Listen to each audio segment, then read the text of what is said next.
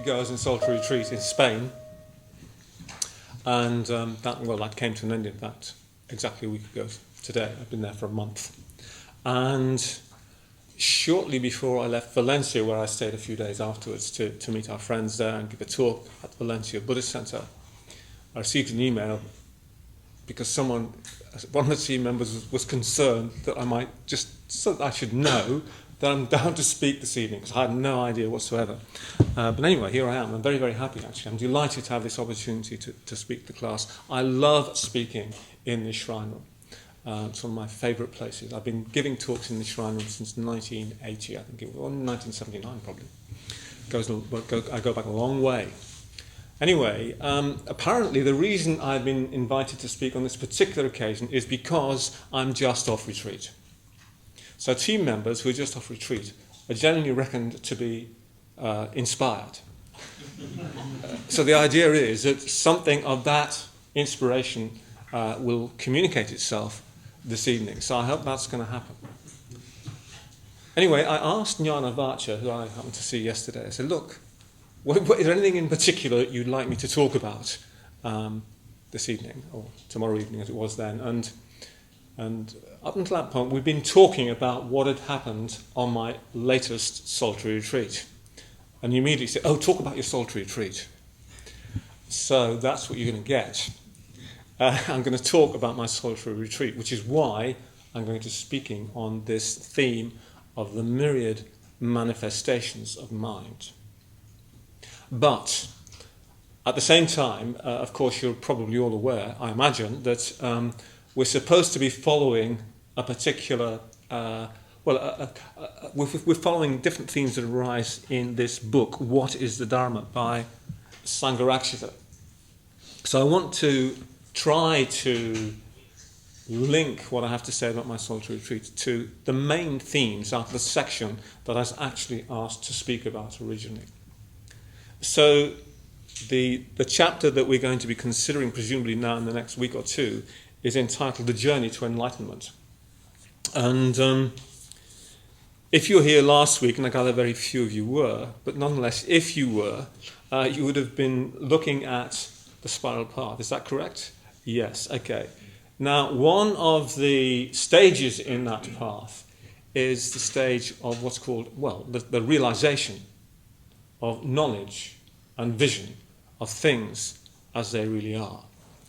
And this is very, very important, this particular stage in the path, because it's where permanent transformation begins.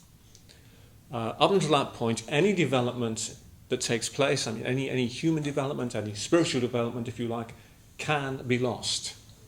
But not once you reach this stage of vision, knowledge and vision of things as they really are. Now, the very idea of knowledge and vision of things as they really are suggests that normally we do not see things as they really are. So this is the starting point for this chapter, which the subsection I'm supposed to be dealing with is about the transcendental Eightfold Path, and I will say a little bit about that in a moment. But the starting point is a reference back to the fact that permanent change begins with this experience of knowledge and vision of things as they really are. And that actually, normally, we do not see things as they really are. And traditionally, there are four ways in which this is pointed out in Buddhist tradition, that what are called the four topsy-turvy views. So I'll just mention them briefly. I won't say too much about them because you probably recognize them in a different sort of form. The first is that we tend to see the painful as pleasant. We tend to see the impermanent as permanent. We tend to see that which lacks true selfhood as having true selfhood. And we tend to see the ugly as beautiful. Now, this last of these topsy-turvy views you probably will not be familiar with. But you might be familiar with the first three, because in a way that they're just a different way of looking at what we call the three lakshanas, the three characteristics of conditioned existence, which Jnanavacya and I, between us, we talked about these several weeks ago. So I'm not going to say too much about them now. But just to make the most important point about this a bit more clear, it's not, for example, when for example it says that we tend to see the impermanent as permanent, it's not quite so unsophisticated as that. For example, we may have something that we really value. We possess a house, we possess a flat, or a car, or something which is very important to us. And we know that, of course, it's sooner or later not going to function as it did when we first acquired it. The house, the car, will at some point begin to cease to function in some way. It'll need repair. Eventually, if we're talking about a car, it goes beyond repair, or you want to replace it with another one. But so we know about this. We know that what we experience, the objects that we possess even, are subject to impermanence. But what happens is that we get attached to them. And because we become attached to them, that determines the real way we view them. That is to say, the emotional attitude that we have towards them. So, in other words, we behave as if the house will last forever. The car will last forever. Of course, we're not so stupid when it comes to the iPhone. We know that after 2 years it'll be useless because it's got inbuilt, what's the word? Obsolescence. Thank you. Yes, inbuilt obsolescence. Maybe Apple are trying to tell us something. But anyway, no, we know about that, and we're not so surprised about that. But a house, an expensive car, or something else that you've invested a lot of money in, which you become attached to, and of course another human being. Our relationships of whatsoever kind, we expect, or at least our emotional attitude towards them is that we expect them to go on, to not come to an end. But unfortunately, only too often they do. So it's not that we're so dumb as to think that things, that impermanent things are really permanent. It's more our emotional attitude dictates our behaviour in such a way as suggests that really, actually, somewhere beneath there, we do believe that they are permanent. So that's what this teaching is all about. Now, we spoke about the first three of these views in a way when we looked at the three characteristics of conditioned existence. But we didn't say anything about the idea or the view that we perceive the ugly as beautiful. So it's important just to get clear what precisely is being said here. The Buddha apparently on one occasion was accused of teaching that all things are ugly. But actually he denied that. He didn't say that at all. And with regards to this particular teaching that we tend to see the ugly as beautiful, what that really means is that it's not denying that there is beauty in this world, in this samsara, in conditioned existence, but that there's a higher beauty, if you like. The beauty of the unconditioned, whatever that might be, so transcends the beauty of the conditioned that it's ugly by comparison. So that's the point which is being related here, or pointed to here. So, coming back to the idea of seeing things as they really are, which is what we have to do if we want to permanently change ourselves. This brings us on to the principal theme of this section, which is the Transcendental Eightfold Path. If you're familiar with the Eightfold Path, you may not be aware that there is a distinction between what's called the mundane Eightfold Path and the Transcendental Eightfold Path. Most books which perhaps even every book, I think, which gives an account of the Eightfold Path, is likely to deal with the mundane path, not with the transcendental path. The transcendental path doesn't seem to be so widely known or understood. But what Sangharakshita in this book is concerned to bring our attention to is that, well, there is such a thing as the transcendental Eightfold Path. And this path, the transcendental Eightfold Path, can be broken down into two principal stages of very uneven, very unevenly, let's say. The first of these two stages is the path of vision. The second of these two stages is the path of transformation. So the path of vision is equivalent, if you like, to seeing things as they really are. The path of transformation, which is, well, the path of vision is the first of perfect vision is usually how he translates it from the Pali, is the first stage of the transcendental Eightfold Path. The other 7 stages constitute the path of transformation. So what this means is that the path of vision, or a vision, the experience of perfect vision, slowly, by degrees, transforms all other aspects of our lives. So that's the key thing to understand here, that the Eightfold Path consists in 2 unequal halves, as he puts it, the path of vision, the path of transformation. So this idea of there being a path of vision and a path of transformation is very, very important. And in a way, it's how I'm going to link that in with my recent solitary retreat. Because if we really do see things, as they really are, then that will begin to change us. It will transform our experience. It will transform us. So, now let me move on to my recent solitary retreat and tell you something about that and see how this links up.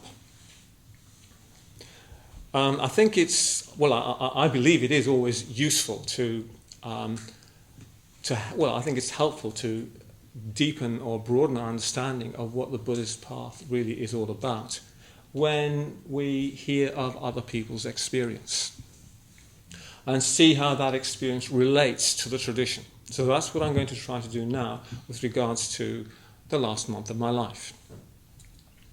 I'd like to preface this by saying that throughout my Buddhist life, which extends over 44 years now, I've been on many solitary retreats. I've been on many retreats, but I've been on also a lot of solitary retreats. In fact, I calculated recently that I probably spent somewhere in the region of 3 years of my life in solitude, if you add up all the various retreats that I've done. It might be more than that, it might be a bit less, but roughly 3 years. That's my estimate anyway.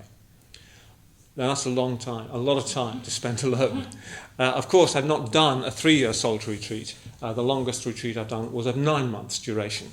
But nonetheless, being in solitude has its own unique effect and very positive impact.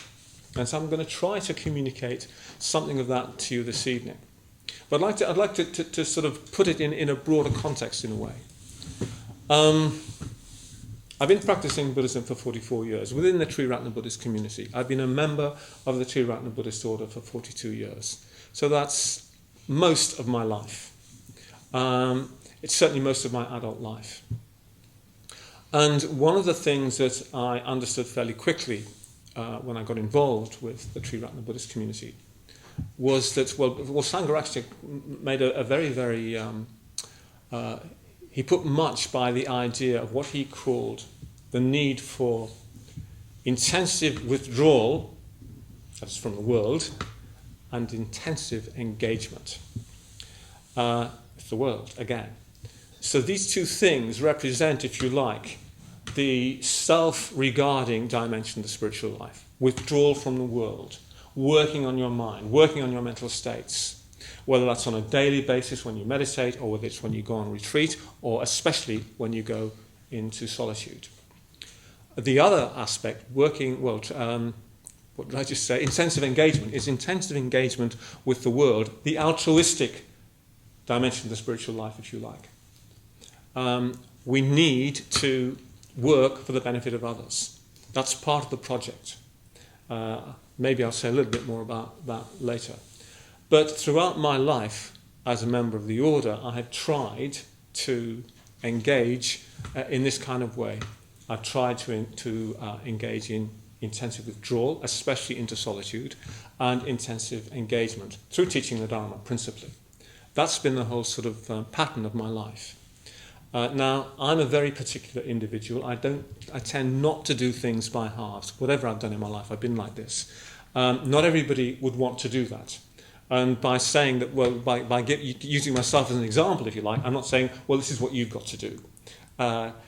We can all engage with the Dharma to whatever degree we wish, and we will all benefit from that.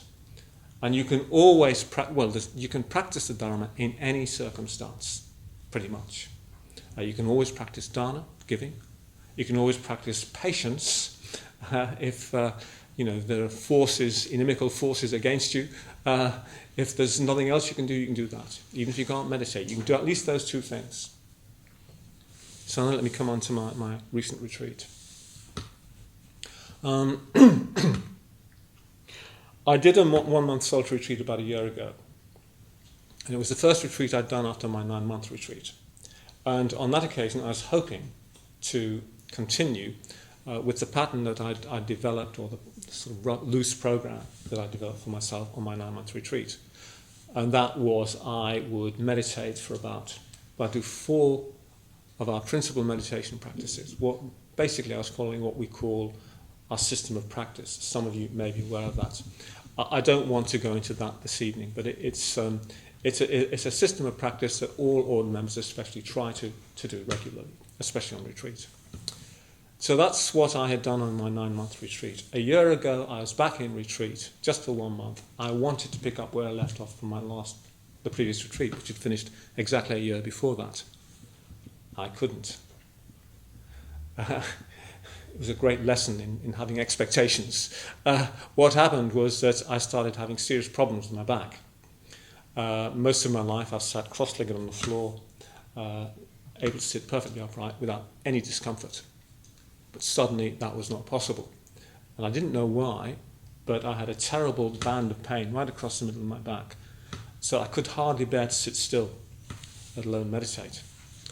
And nonetheless, I thought, well, I've got to deal with this creatively, and I think I managed to do that.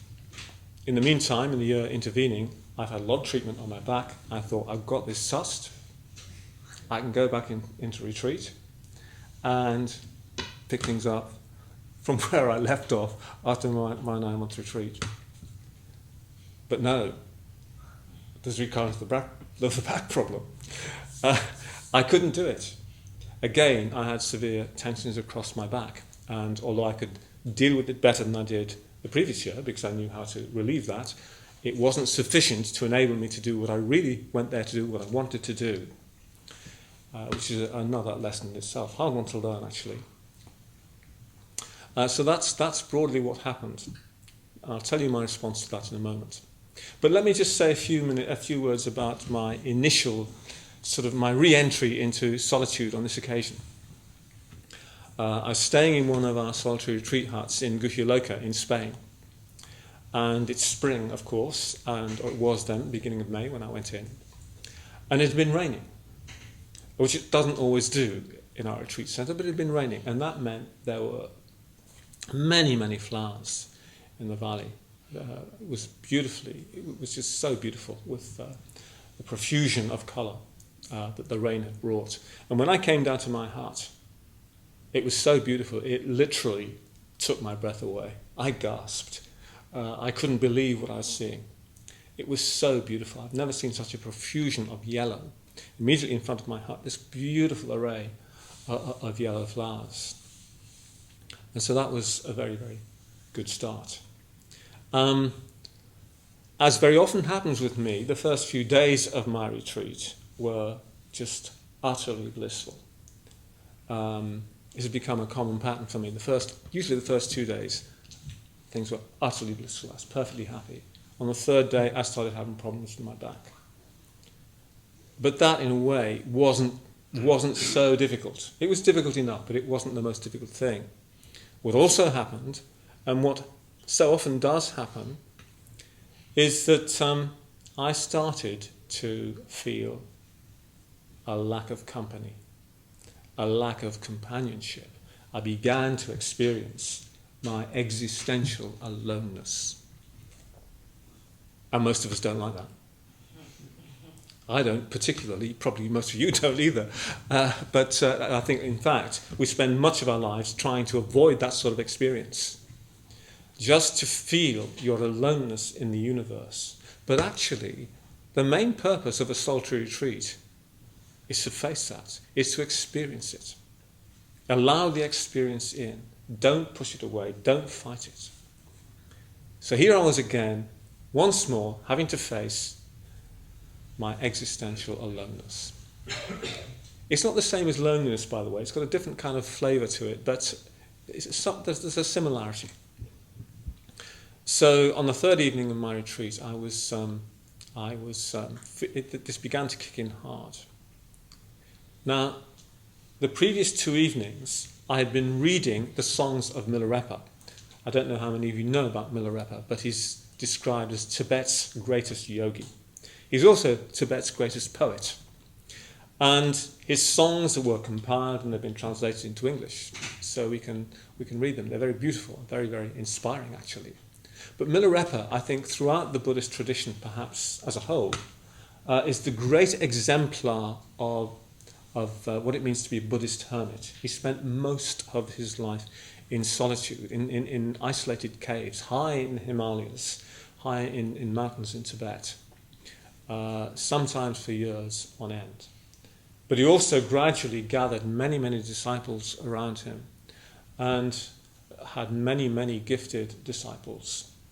And he taught, it seems, principally by singing to them. He would sing these wonderful songs. So I was reading some of the early songs in the collection. I like to do this just before going to bed every night, just for half an hour maybe.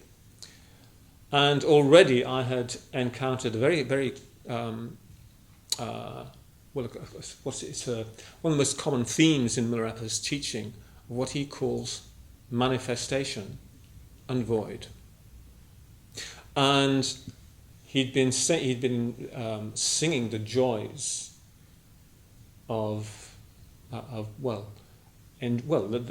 he called the myriad manifestations of mind. And this has really struck me. He enjoyed the myriad manifestations of mind. Now, the myriad manifestations of mind is the totality of experience, if you like. It's everything that we experience externally, together with everything that we experience internally. So enjoying the myriad manifestations of mind, he was enjoying the beauty of the natural environment. And he quite often sings about this. The animals, the mountains, the rocks, the streams, the sky, the clouds, and so forth, even the caves. So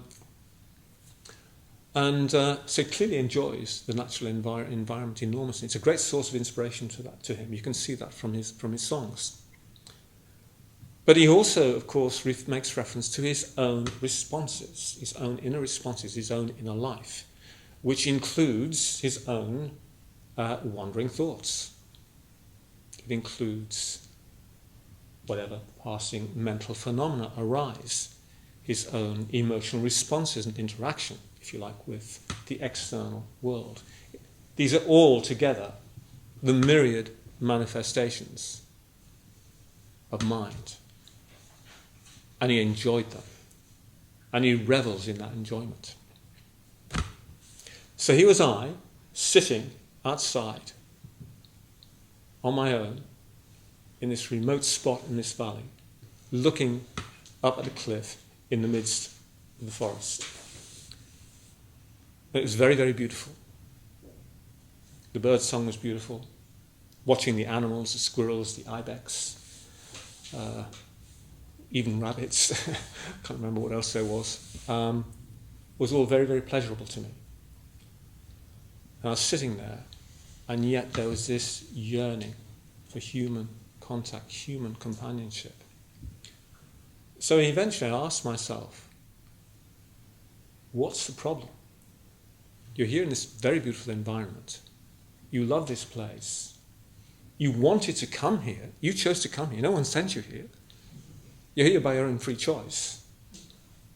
So what's the problem? I couldn't see what the problem was, apart from the fact that I had this yearning for human contact. So I then asked myself, well, what is there in your experience which is unpleasant? And I couldn't find anything. Well, I mean, I had pain in my back, but I have pain in my back in London, so, it's not different. It might have been a bit more pronounced, but, it's just a bit of pain. Just muscular pain, that's all it is. The only thing that I could identify was this yearning for human contact. And I knew, in a way, that's why I was there, to sort of face this and experience it. But how do you deal with that? Especially when you can't even meditate. At least if you can meditate on a retreat, it gives you something to do. I didn't have anything to do. I was spending most of my time doing nothing, looking at this huge cliff, looking at the birds, looking at the sky, looking at the trees, looking at the flowers, and actually enjoying that. But still, there was this yearning. So eventually I asked myself, well, look, Milarepa enjoys the myriad manifestations of mind. Why are the myriad manifestations of mind not sufficient companion to you? I couldn't find an answer to that. But by asking myself that question, it took the sting out of the yearning. It alleviated it. And I felt something in me was able to relax. And I tried to experience directly the totality of my experience as the myriad manifestations of mind. Now, something else that I'd noticed, and I've noticed this before, and it began to impinge upon me yet again. I think it's something which many, many people experience even during the course of the day in a normal life in London, for example, is that in the mornings I'd be very, very happy. You get up bright and breezy, don't you? As the day progresses, there's a subtle shift. So you go from brightness to very, very, in my case, on this occasion, in this context, very, very subtle kind of melancholy. Not particularly pleasant, not really unpleasant, but, you'd rather not have it. You'd rather have that brightness of the morning. So again, I asked myself, well, what's going on? Why this shift in mood? And I couldn't really understand why, because all that seems to happen is that there's a shift in light and temperature. That's all. The temperature gradually increases throughout the day and then it declines as the evening draws on. The light changes. That's all. So why, again, I couldn't come up with an answer for this. Well, I did sort of trick myself into, out of the sensation by just telling myself, say it's about 7 o'clock in the evening. It's only 3 hours till morning. Because at 10 o'clock I'm in bed, you see. It's going up very early. And morning, I knew, was the bright side. I'd always be happy there. But eventually I began to see, well, this is simply, one of the myriad, another aspect of the myriad manifestations of mind. Because this sensation that I was experiencing seemed to be somehow not quite personal. It was just a pattern, perhaps a very common human pattern. I remember many, many years ago, I think I was probably in my early 20s, when I read Jean-Paul Sartre's novel Nausea. I don't know if any of you are familiar with it. I'm not sure I recommend it, by the way, but he talks about that moment in the day, 3 o'clock in the afternoon, when it seems the blues hit you. It's not, he doesn't put it in those terms, by the way. He talks in terms of boredom. he just, the mind somehow is not satisfied and cannot be satisfied, and he senses a certain restlessness in him and in what he's writing about. So it seems to be there's almost a pattern, a human pattern, where you go through this kind of cycle throughout the day. Maybe not, I don't know, but I just did wonder about that. But again, I began to learn to see this as simply part of the myriad manifestations of mind. And then I asked myself, what is this? There's this shift, isn't there? There's this shift in light from morning, when it begins dark and it gets light, and into the evening when the light fades. So what's going on there? And actually nothing much. It's just a shift in light and temperature. There is no such thing as night or day. These are just concepts, constructs. Things that I lean upon to get me through my life or to make sense of my life. But actually, they don't make any sense at all. They're just constructs, mental constructs, ideas, abstractions. So this is the sort of thing which is going on for me throughout my month. But there's also something else, which was that I was in a very, very beautiful place, in a way, at the height of its beauty in spring, with all these wonderful flowers.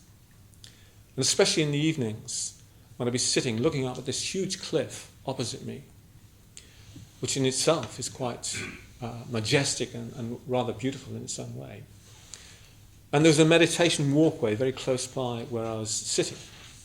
I'd walk around the meditation walkway just as the light was sort of in its phase, towards the sort of the sort of the end of the evening, when you've got a beautiful lateral light, the sort of golden hour in photography terms, and it was just striking the flowers around me laterally, so you couldn't see their stalks.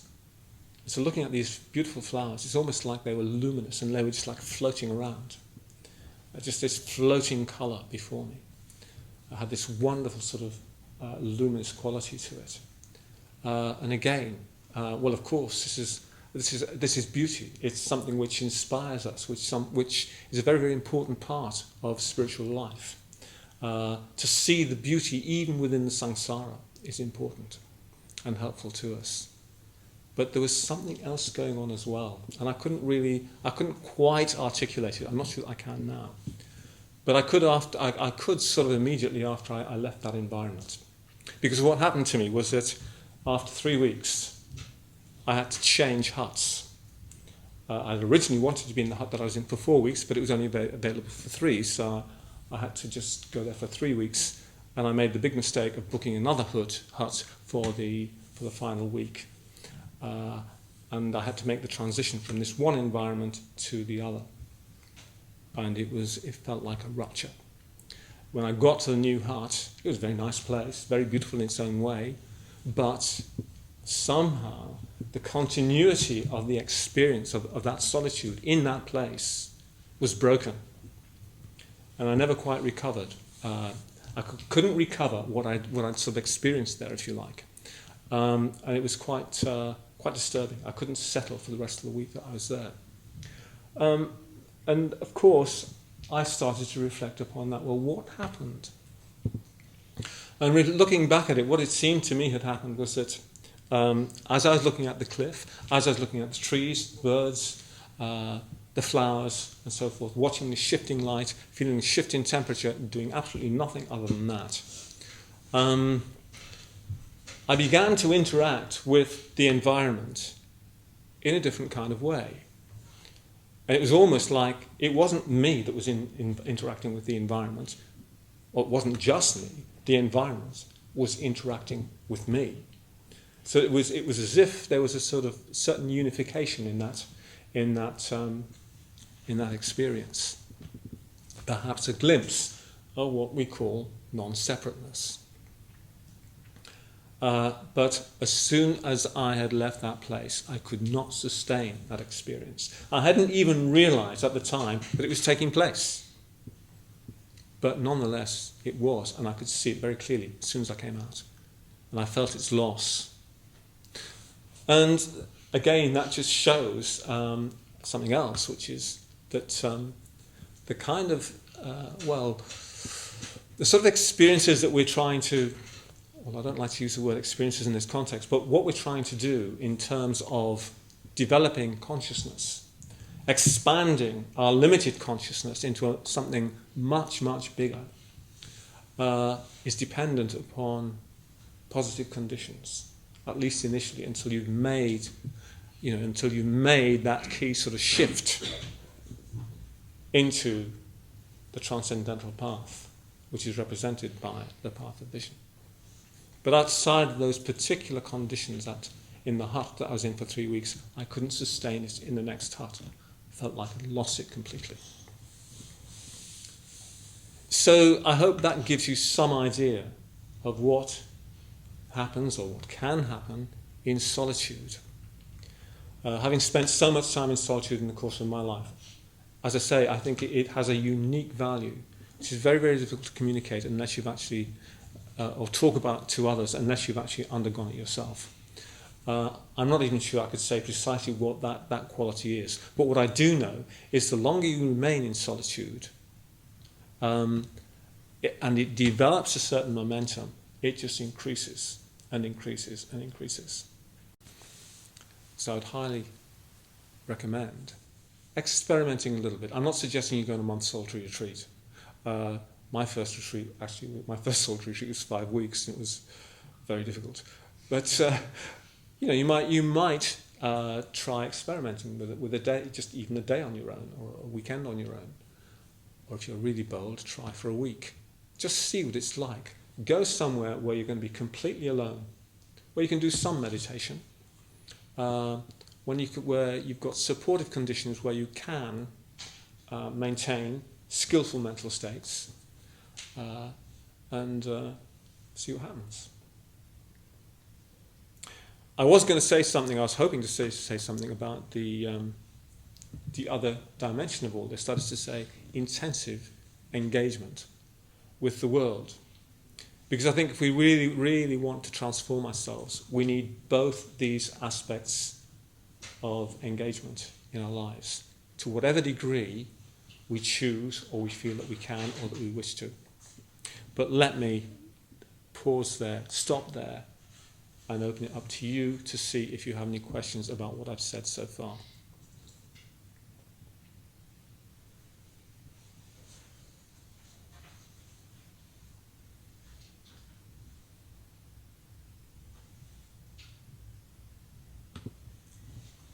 Earlier on you were talking about one of the topsy-turvy views being that we see the ugly and beautiful. Yes. And I got the impression from what you were saying that conditioned existence is all ugly, which isn't, see, that's not quite my experience. So and then you went on to... It's not my experience either, by the way. Talk about your experience, Yeah. which wasn't that either. So I wanted to just talk a little bit about what is in topsy-turvy views. Yeah. Formulation, what is ugliness and what is beauty. Well, I mean, the main point to bear in mind is it's simply that the conditioned is ugly by comparison with the unconditioned. Simply that. It's not denying that there's beauty in the conditioned. Mercifully, there is. It's just not of the same transcendent quality, which perhaps we find very difficult to imagine as the unconditioned. Do you think sometimes there's something in our kind of experiences of beauty in conditioned existence, for example, with your flowers? And stuff? Yeah. Do you think that somehow might point towards, without necessarily being completely transcendent? Do you think it points to something? I imagine so. Yeah. I think that the main thing that I take from it is when you see something beautiful, it inspires you. At least it inspires me. Whether it's the beauty of nature or the beauty of art, it somehow lifts you into a higher state of consciousness. So surely it's something at the very least pointing in the right direction, or helping you to point yourself in the right direction. I think the appreciation of beauty is very, very important. It's something that Sangharakshita has really emphasized, and which is why we give such a strong emphasis in the Sri Ratna community to learning to appreciate the arts, and why we have some arts events. And I think, in fact, it's that appreciation or sense of beauty which brought me here in the first place. And I haven't then turned my back on it. In fact, I've tried to develop it even further. Because I think I came to the spiritual life through my appreciation of literature, frankly, and my involvement as an actor in the theatre, especially playing Shakespeare.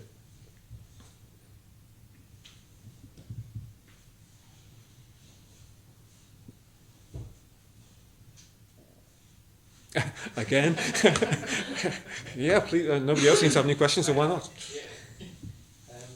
The other thing was, you talked about the transcendental eightfold path as different from the mundane eightfold path. Yeah. I don't know. I can't remember what the difference is. And you were talking there about the path of vision and the path of transformation. Yes. And the transcendent one. What is the mundane? Just so the blank. Oh, well, for example, you may understand, as I assume probably all of us do, that all things are subject to impermanence. We understand that intellectually. But still we're caught up with this, objects that we become attached to, we relate to them emotionally in such a way as suggests that actually we believe them to be permanent. By understanding, at least intellectually, the impermanence of all conditioned things, well, that would be what we call right view. That is a view of reality, which is a view which is in accordance with reality. But to actually see things from the depths of your being, as they say, from that perspective, is another matter entirely. It means that your understanding of that has really gone very, very deep, so deep that you can't be taken in by appearances anymore. And you begin to perceive and experience the world differently. And the more that vision or experience is strengthened or developed, the more it will transform all aspects of your life, almost whether you like it or not. Does that make sense? I think so, yeah. It's almost like it's the same eightfold path, but you're in a different place. Sort of, yeah. It's coming at it from a much, much deeper level. You had a question, sorry. Yes, we'll come back to you in a minute. I was going to say, within that first stage, would you put your understanding of the ego within that? That feeling of, when you understand that it's you identifying with yourself or your ego, that you can realise why you're doing certain things, you're saying certain things, you're acting in a certain way. Does that make sense? That you start to see things as they really are? Well, I think if you start to see things as they really are, you will begin to see or experience the limitations of your egocentricity. You may not necessarily see beyond that initially, but you get a sense of being confined by it. Is that? Yeah. Yeah, I certainly had that kind of experience. If you have those rare moments in life where you somehow all consciousness of me has disappeared, and I have had a few, actually rarely in meditation, usually outside the context of meditation, but the most striking one I ever had, there was no wandering thoughts. There was just this wonderful experience I was having, and then I don't know. There was a thought arose in my mind. There's another thought coming from a deeper level, which was this: oh no, it's starting again. It being that sort of congenital tendency to sort of explain everything to yourself or ask silly questions. One of the things that really irritates me most strongly in solitude is the constant commentary which is going on in my brain about my experience. And talk about with kindly awareness. I don't do that. I just say, shut up! Sometimes out loud, because it gets unbearable. And it's just so pointless. And it seems to be, what is this? Well, it's the ego. It's part of the ego sense, I suppose. But it's, yes, it sort of spoils everything. It gets in the way of everything. That's just one element to it, of course. You've had a question. Yeah. So human beings, they're social animals.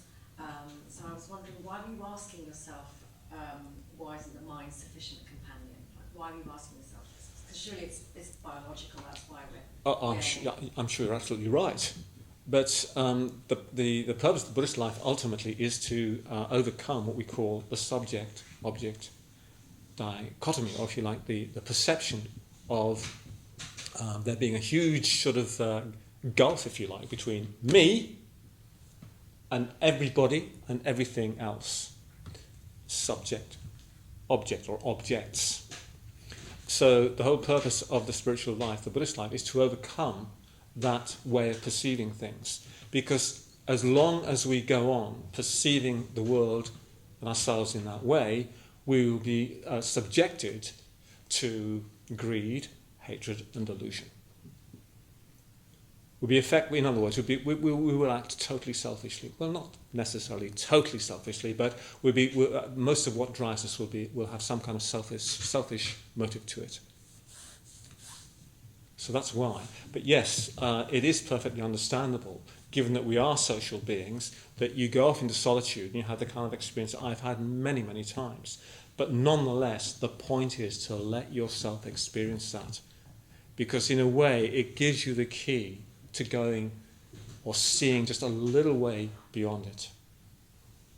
At least groping in that direction. And it's worth it. As I've said, I've probably spent about 3 years of my life in solitude. I don't regret a single moment of it. Even though at times it's been very difficult. I've struggled with it. I've not wanted to be there. I want to be out with people. These are just all battles in my mind, which I've had to sort of deal with. But I think they've helped me to change. They've helped me, without any question of a doubt, to become a better human being. And I can see that more and more clearly. I can see it especially clearly. I've seen it especially clearly, I would say, in the course of the last 4 years. I think for the first 40 years of my Buddhist life, I had faith that it would have these kind of effects, but I wasn't able to fully see it. But I think I can see it now. But I think it does, Buddhism's not for Christmas, it's sort of for life, really. Buddhist practice. Yeah? You mentioned the existential loneliness. Loneliness, yeah. It's different to loneliness. I think it's akin. But I think it's loneliness is more of a sort of. I've certainly experienced loneliness, but there's something more neurotic about that. Not quite sure I can say why, but it is different. It's so difficult to explain this unless you've actually been in the situation and know for yourself. I would recommend trying a day on your own, as long as you feel inspired, you can do. Would you say existential aloneness is something you've only experienced on retreat? No, I think I have experienced it elsewhere, and I think especially you can feel this if you're a stranger in a foreign country, and if you spend a lot of time in a foreign country, especially if you don't speak the language or you don't speak it very well, or a totally strange or alien culture. I spent a lot of time in India because we've got a lot of centres there. I've done a lot of teaching there over the years, and I've had this kind of experience a lot there. And again, it's something I value. It's something that helps me to, see the limitations of my ego identity, if you like, in a different sort of way from solitude. But ideally, what we're trying to do is to not just have this kind of experience of one's existential aloneness in solitude or in retreat, but even to be aware of it when in contact with other people. Yeah. So how does that differ from that concept of you and I? So the understanding that I am fundamentally alone, Yeah. I'm fundamentally experiencing impermanence Yeah. in this world, and, Yeah. and a separation between you Yeah. and I and Yeah. everything else. Yeah. How is that different? How It's is not. one okay? No, it's not. It's not. But I think it just helps you to sort of, it acts as a kind of spur. You know, if you don't distract yourself from that experience and you're experiencing it raw, and you can do it at any moment in your life, if you put your mind to it, you won't want it actually. You'll turn the television on, you go and see a film, you'll distract yourself on the internet, all sorts of things you'll do. Go and see somebody, anything rather than that. But if you let yourself face it, I think it acts as a kind of irritation, to make you more dissatisfied. There's got to be something more than this. I want something more than this. And I've had sufficient experience, I would hope, by this stage of my life to know that there is something beyond that, which it's worth striving for.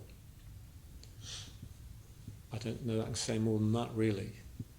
So it's like inducing, you're sort of inducing an experience of the unsatisfactory nature of conditioned existence in solitude. That's partly what you're doing, deliberately, because then it gives you the opportunity of becoming acquainted with it and therefore some inkling as to how to go beyond it. Does that make sense? Yeah. Yeah. What's the role of imagination? In all this, Yeah. major. I mean, for instance, on my last retreat, especially in the evenings, when I was sitting looking up at this magnificent cliff, this majestic cliff, just slowly decaying and falling apart. I was just trying. Well, I suppose I was trying to see it as just one of the myriad manifestations of mind. I mean, there are countless. I mean, how many details you go into, I don't know, but trying to somehow cut underneath that idea. Well, it's not just an idea. For Milarepa, it was a direct experience. Why couldn't I have that experience? He was a human being, I'm a human being. What any human being can do, in principle, so can another. So why couldn't I? And it somehow is a challenge to my imagination.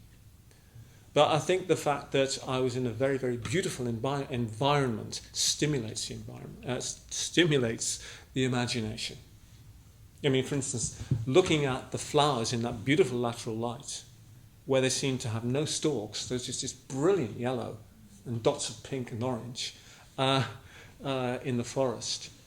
It's like they were floating around, and it just makes you think, what's going on? It's sort of like somehow you get a sense of their insubstantiality in a way.